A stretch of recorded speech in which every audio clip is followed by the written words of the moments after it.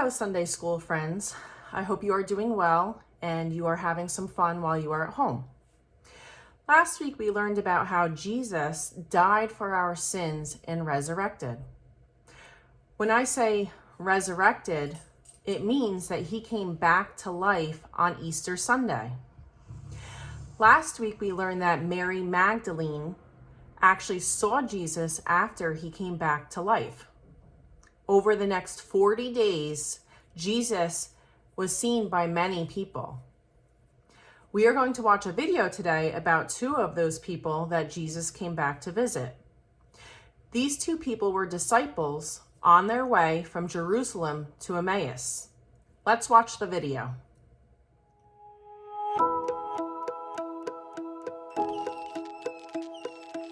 Two people, moving and marching, thinking, head scratching about something big that's just been happening. But on the road to Emmaus from Jerusalem way, two became three as another says, Hey, says he, you've been thinking and head scratching. Has something big just been happening? You've not heard about what's been happening? All of Jerusalem have been head scratching. What have I missed? Asks the man. I'd love to know, please tell if you can. It's about a man called Jesus, and we thought he was coming to rescue God's people and send the Romans off running. He did, and he said loads of cool stuff from a place up north called Nazareth. He told great stories and healed the sick. He knew people by name and what made them tick. Oh, remember that wedding? He turned water to wine, brought his friend back to life, and his friend felt just fine. He was sharing and caring, just ask his friend Pete. He walked on the water with only his feet. He said shush to the storm, and the storm was hushed. He did a miracle with bread, and thousands were stuffed. Besides all this, his sermon up a hill had so many stories, super cool and brill. I can't believe it. What a big loss. A man so great who hung on a cross, and on that cross, that's where he died. I feel so tied up in knots inside. And 3 days have passed, though it feels more like 70, 'cause now we've heard that his tomb is empty. That's right, you heard me. His body is gone. But who'd take his body? He never did wrong. You seem confused and out of the picture. So let me show you what it says in the scripture. It was always the plan, right from the start, because Jesus loved you with all of his heart. He died on the cross, but rose from the tomb. He came back to life so you can live too. And as they were moving, and still head scratching, two of them stopped, but the third kept on marching.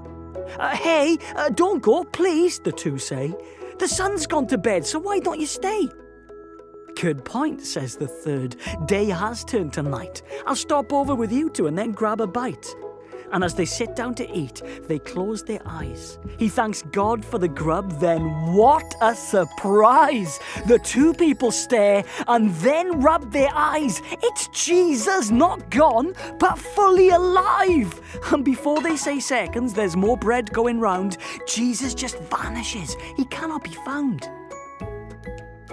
The two are left thinking and really head-scratching. They'd just been with Jesus. Something big was happening. We must say we've seen Jesus, so tie up your shoes. Quick, to Jerusalem. There's no time to lose. All along, it was Jesus, the very same one. They were searching the scriptures with God's precious Son. It's the biggest story that's ever been told. About Jesus who's risen. It never gets old. The two met with Jesus in the most surprising way. They shared the story, and we still share it today.